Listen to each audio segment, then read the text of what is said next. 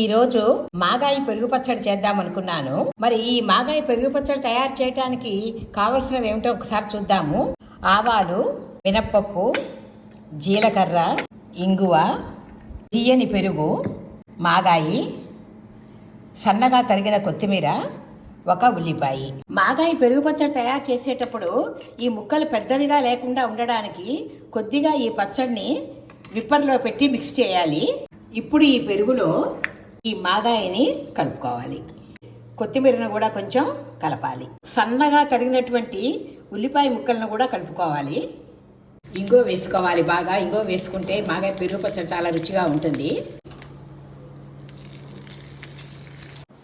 ఈ మాగాయి పెరుగు పచ్చడి అన్నంలోకి బాగుండదు. ఇడ్లీకి, దోశలకి, ఉప్పుడు పిండికి, కట్టు పొంగలకి, దిబ్బ రొట్టెలకి, వీటన్నిటికీ కూడా టిఫిన్లు అన్నింటికీ కూడా ఈ మాగాయి పెరుగు పచ్చడి చాలా బాగుంటుంది.